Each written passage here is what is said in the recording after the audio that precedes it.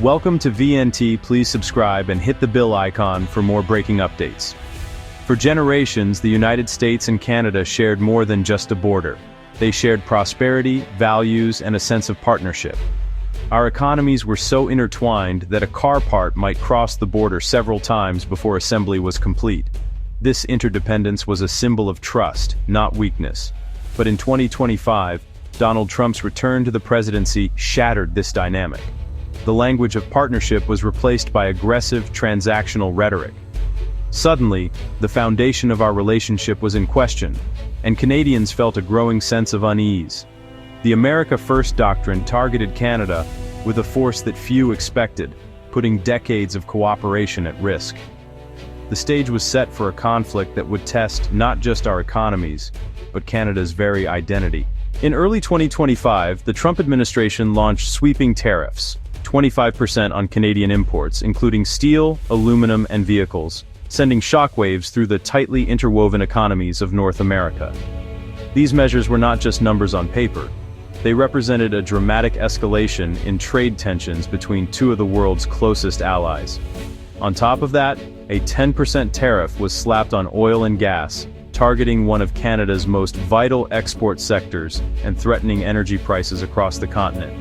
The official reasons, fighting fentanyl and protecting American jobs, were cited by the administration, but for many, these explanations felt like a smokescreen for a broader economic assault, one that risked unraveling decades of cooperation and trust.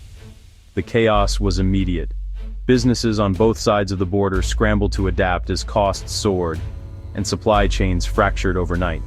Trucking companies, manufacturers, and retailers all faced uncertainty, with some shipments delayed for weeks. Trump's tariffs punished American consumers as much as Canadian exporters, raising prices on everyday goods and disrupting factories from Detroit to Dallas. The ripple effects were felt in grocery stores, car dealerships, and on factory floors. For Canada, with 75% of exports heading south, the impact was devastating. From Ontario's auto plants grinding to a halt to maritime fisheries struggling to find buyers, no sector was spared from the fallout. Small towns and big cities alike felt the sting. The tariffs weren't just a negotiating tactic. They threatened millions of Canadian livelihoods, putting jobs, businesses, and entire communities at risk. The rules of engagement had changed overnight, and Canada was forced to confront a new, unpredictable reality, one where old assumptions about partnership and stability no longer held true.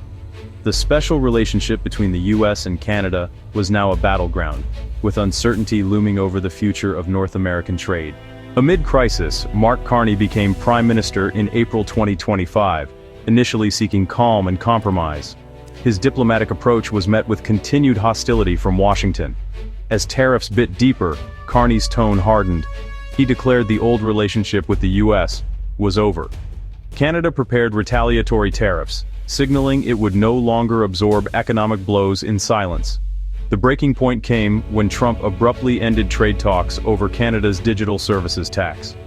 This act made clear the White House wanted capitulation, not compromise. Carney responded with threats of sweeping countermeasures, framing the conflict as a matter of sovereignty. Canadians rallied behind their government, realizing that defending their interests meant standing firm.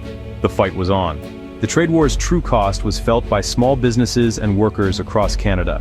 Family-run companies like Taurus faced crippling, arbitrary tariff bills, sometimes tens of thousands of dollars for minor infractions. Investment froze, exports to the US plummeted, and layoffs swept through factories and fisheries. Nova Scotia's lobster industry lost millions overnight as American buyers vanished, forcing mass layoffs in coastal communities. The pain rippled through supply chains, from fishermen to plant workers. Even service firms in Toronto saw business dry up as uncertainty paralyzed decision-making. The trade war wasn't just about numbers, it was about lost jobs, shuttered businesses, and broken dreams. Confidence evaporated, and with it, economic activity ground to a halt. These stories revealed the human cost behind the headlines. As US pressure mounted, Canadians responded with unity and pride. Across the country, a wave of determination swept through communities, big and small. People from all walks of life came together, united by a common purpose, to stand up for their nation and its values. Grassroots boycotts of American products and travel surged, not as government policy, but as a spontaneous show of defiance. Everyday choices became acts of patriotism, as Canadians deliberately sought out homegrown alternatives and encouraged their neighbors to do the same. Rallies like Halifax's Elbows Up became symbols of sovereignty and resilience.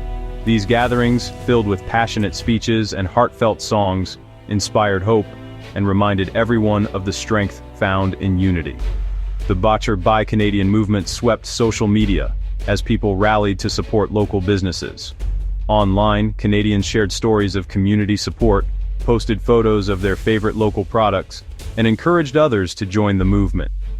Yet, attempts at economic retaliation, like Ontario's threatened electricity surcharge, exposed the limits of Canada's leverage and the need for national unity. These challenges highlighted how interconnected the two economies were, and how careful Canada had to be in its response. Despite setbacks, the crisis forged a stronger sense of identity and purpose. Canadians discovered new strength in their diversity, and a renewed commitment to supporting one another. Canadians asked themselves what kind of country they wanted to be, and answered with resolve. Conversations in town halls and around kitchen tables focused on the future and what it meant to be truly Canadian. The tariffs, meant to weaken Canada, instead strengthened its spirit. What was intended as a blow became a catalyst for unity and pride. Canada emerged not just as a collection of provinces, but as a nation determined to stand tall. The pride was palpable, and the world took notice of a country more united than ever before. The trade war forced Canada to confront its deep economic dependence on the US, a relationship that had long been considered an asset, but now revealed itself as a significant vulnerability. For decades, Canada's prosperity was closely tied to its southern neighbor, with cross-border trade fueling growth and stability. But as tensions escalated, the risks of relying so heavily on a single partner became impossible to ignore. 30% of exporters delayed investments. Uncertainty rippled through boardrooms and factory floors, stalling projects and putting future plans on hold. A quarter of Canadian businesses sought new markets in Europe and Asia, hoping to diversify and reduce their exposure to US volatility. This shift marked a turning point in Canada's global outlook. Canada began to rethink its security, especially in the Arctic, where melting ice and new shipping routes brought both opportunity and risk. The government responded by investing more in its own military, modernizing equipment, and increasing its presence in northern regions. The energy sector's leverage faded as the US became a net exporter to Canada in some regions, shifting the balance of power in North American energy markets. Drought and cheap American gas further weakened Canada's hand, putting additional pressure on Canadian producers and rural communities. The lesson was clear: leverage is fleeting, and even the most established advantages can disappear almost overnight. To survive, strategy must adapt to new realities. Canadian leaders, business owners, and policymakers began to chart a new course, focused on resilience and flexibility. The crisis accelerated Canada's push for independence, economically and diplomatically, spurring new partnerships and alliances beyond North America. The old model of unconditional partnership was gone. Trust had to be rebuilt, and priorities redefined. In its place, a new, more self-reliant Canada was emerging. One that valued innovation, adaptability, and a broader vision for its future. The effects of 2025 would shape the nation for years to come, setting the stage for a more independent and resilient Canada on the world stage. The 2025 trade conflict taught Canada hard lessons about sovereignty and resilience. Economic interdependence without respect can become a weapon. Trump's strategy underestimated Canadian resolve, mistaking politeness for weakness. The resistance was about more than trade. It was about defending the right to chart our own course. Diversification became a necessity, not a choice, as Canada sought new markets and invested in innovation. The US-Canada relationship shifted from informal trust to cautious partnership. Canadian leaders now negotiate with clear-eyed determination to protect national interests.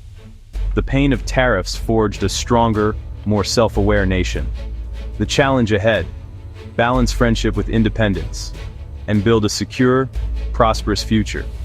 Canada is ready for that task.